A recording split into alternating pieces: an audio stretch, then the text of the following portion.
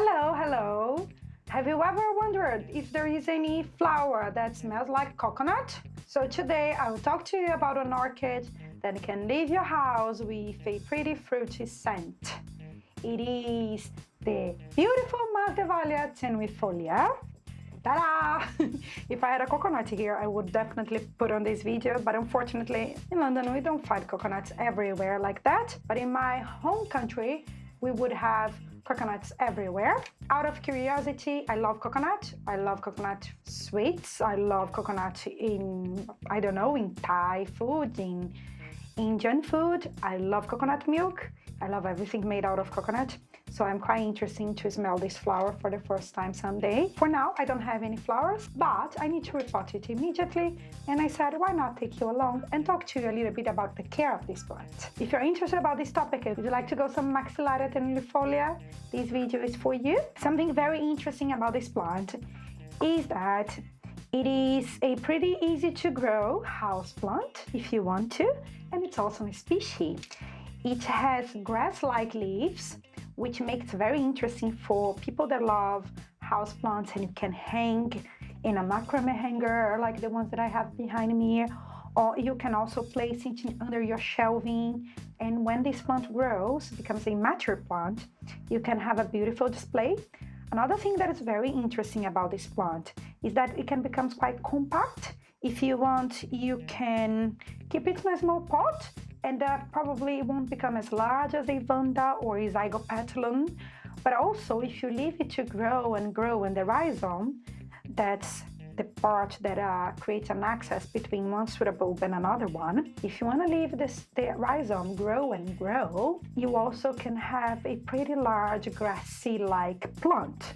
But I think the main feature of this one is not only that you can have it beautiful flowers in your house, beautiful leaves, like grassy leaves. If you like grassy leaves, they're not my favorite though, I have to assume that. But lots of people like to have this pendant type of leaves, but it's the flowers. I think the flower is the main feature of this plant, especially because of the smell, the fragrance. Let me tell you a little bit about that. Let's talk about it, shall we? This Maxillaria, it's from Mexico going down to Costa Rica, all this part of Central America. It can be found in elevations of maybe 1,500 meters, I think, above sea level. So because it is found in like high elevations, something interesting about this plant is it is a tropical plant. It loves intermediate to warm temperature, but it's also a thermophilic plant. What is a thermophilic plant? Thermophilic plants are plants that have a huge differentiation between day and night in their natural habitats. So where I come from, for example, I'm from Brazil. You should say, oh, pretty hot, but I'm from the mountains. So it's something similar. We do have hot summers, we do have hot springs, but when we have autumn and winter, at night time, the temperature drops. So let's say that we have 25 during the day and it can go up to 10 or maybe 5 degrees Celsius at night time. So we have a huge drop in temperature. So these plants in their natural habitat, they do have this differentiation between day and night, especially in the cooler seasons. It's not a plant that you need to cool down to be able to bloom or something like that, no, but maybe just give it less water when it's cooler because the plant won't dry out so fast. That's something that I would advise you. But it's really interesting to know that they grow up in the mountains and they do experience this differentiation in temperature. But you don't need to provide that at your home. These plants grow very well when you have intermediate temperature, like we do in our house. They are not used to frost temperatures, so don't let them outside if you live in a cool country.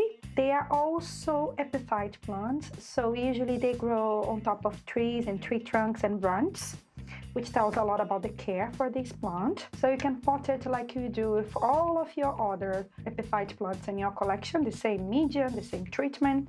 This plant will love it.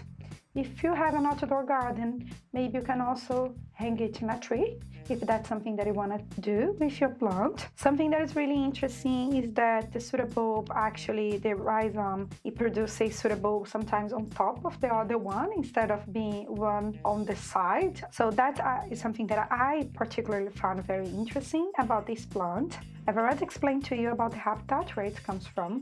We talk about temperature, and we are now going to talk about lighting. These plants like Phalaenopsis and maybe Paphiopedilons is not a highlight plant like Vandas and Cattleyas that you need to place it by the brightest windowsill if you live in a country like mine. They tolerate like intermediate lighting, like light that you give to a Phalaenopsis. They will grow nicely. So if you want to provide them, they can be near filtered curtains. Avoid direct sunlight so you can burn the leaves. But more than that, it's great because you can definitely use any windowsills at your home, and this plant will grow nicely. But observe if your plant's not flowering, if you have a mature plant, if your plant's not flowering. So maybe you have to adjust the lighting, look for a brighter spot. If you see that the leaves are becoming yellowish, maybe it's time for you to change the position where you keep it at your home. That was like the basic care that I want to talk to you today. It's not something very deep because I need to repot this plant. I don't know if you have watched it, but I posted a video about a very strange mold infestation that I had in one pot that was Bondacious orchid. I have the same mold in here. The thing is, this plant spotted an opaque pot, so I haven't noticed. And today I was looking, yesterday I was trying to water, and then I found that white, like this snow mold, it's like infested and the plant's not growing well.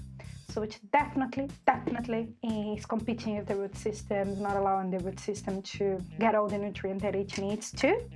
So I need to repot it immediately. I will sit on my table and show you how I'm gonna do it. Basically, what you need for any repotting is the same thing that I do with all my epiphyte plants. I will use bark, moss. I have some slow release fertilizer, a pair of pruners to cut dead roots. And in this case, I have a bad infestation with mold. So I need some hydrogen peroxide 3% to spray the whole plant to make sure the mold is gone. I'll give you some close-ups now. Probably I showed you already a few things about this plant, but let's start the repotting, shall we? So last time that I've dealt with this type of mold, I haven't unpotted in front of the camera. I'll do it now. I don't have gloves or anything, so I will have to do it with my hand. I won't reuse this pot right now. I need to deep clean everything.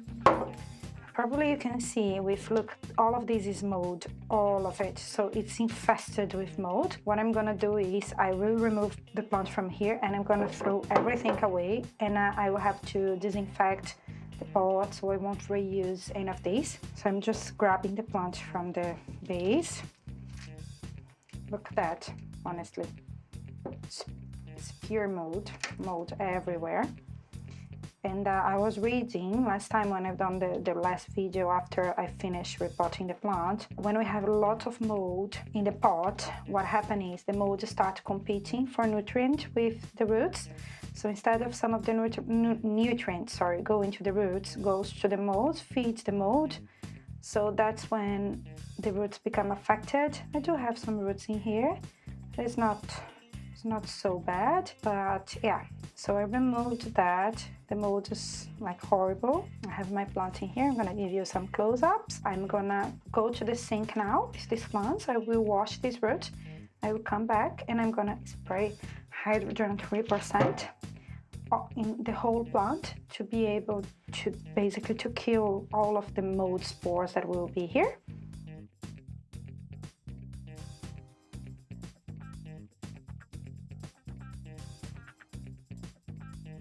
I have already cleaned the root system. In this case, what I do with the pot and the external pot, I soak them in bleach to make sure I get rid of all of the spores, of the mold spores. Now I'm going to spray everything. There is mold everywhere. I can see there is mold here, there is mold there. When you work with organic medium, it's normal to have mold in the pot. Usually, especially when you just repot your plant, These are organic materials. Sometimes we have dead roots, dead pseudobulbs, and they are decaying. And mold in nature, they are responsible, the fungi, they are responsible for degrade all of the decaying material in nature. So it's super normal, but when it's excessive, like in this case, as you could see, I had lots of molds in the pot. I do believe I had a medium that was contaminated because it's the same mold that I had with the other plant. So probably I had a contaminated medium that affected both. And I do believe it was affecting because this plant didn't grow much and it's supposed to be a fast grower orchid. Orchids are pretty slow, but this one is not supposed to be the slowest one. So I don't know if it was that or something else, but anyway, there we go. After I sprayed everything, I will let it freeze for a few minutes and I'll start repotting it. Before I bring my repotting tray, I will deep clean the table to make sure I don't have any spores around, and that's it. So I'll come back with my repotting tray now. So I'm back. I have here a 13 centimeters pot. It's a very large one. Hopefully my plant will grow larger. There is this mold everywhere around here. Hopefully the hydrogen peroxide was enough.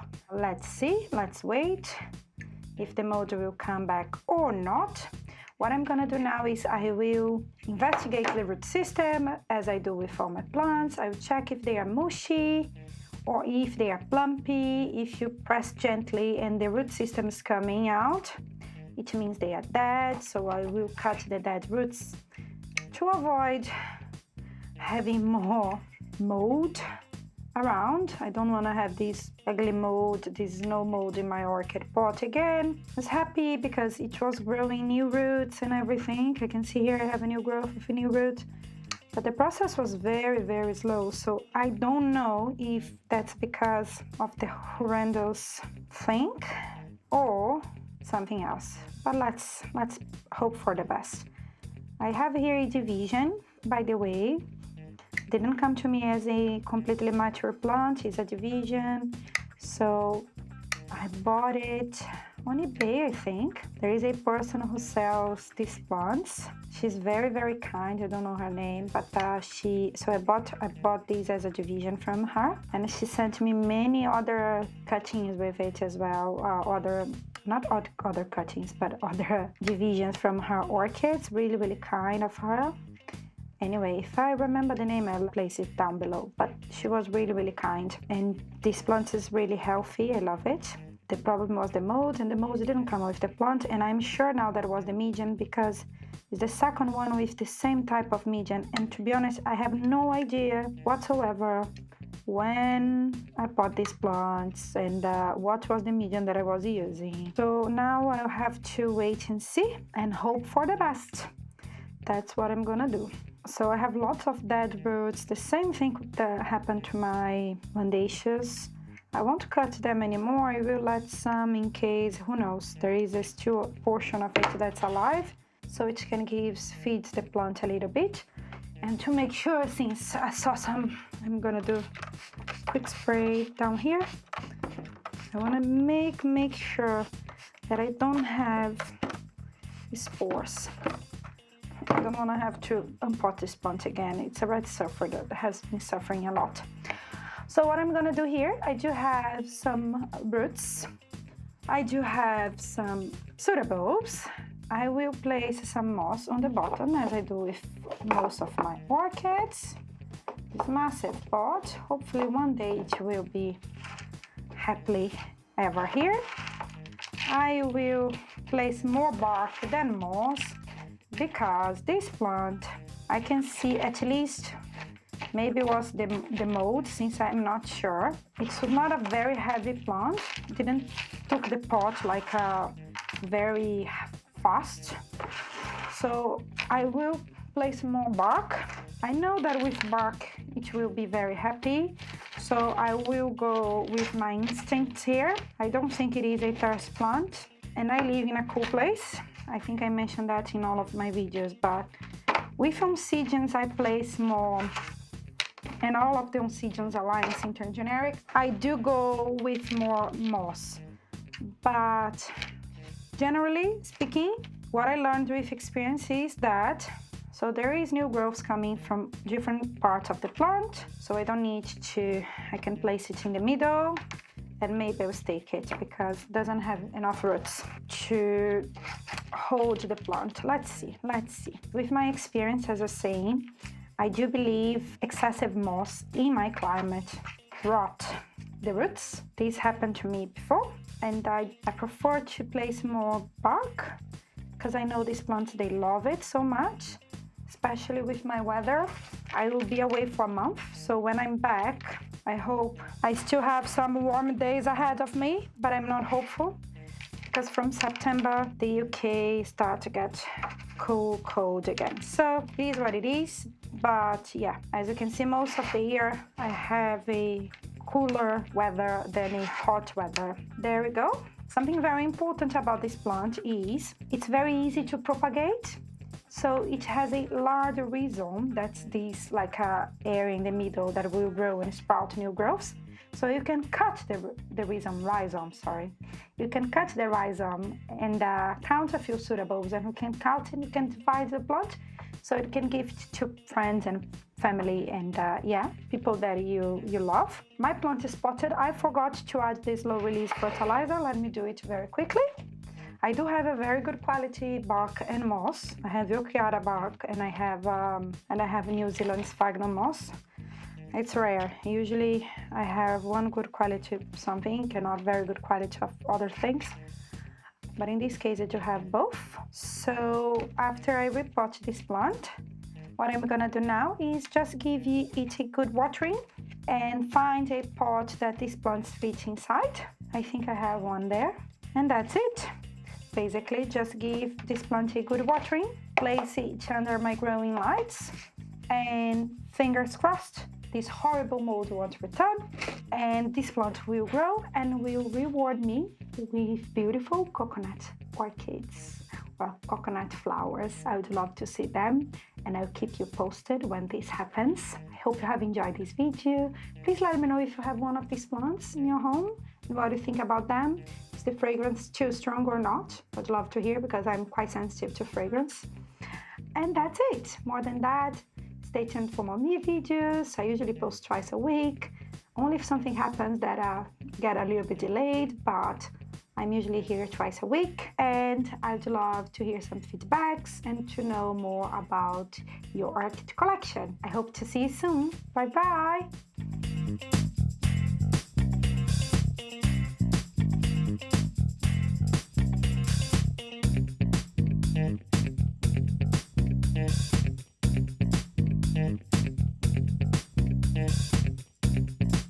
Thank you.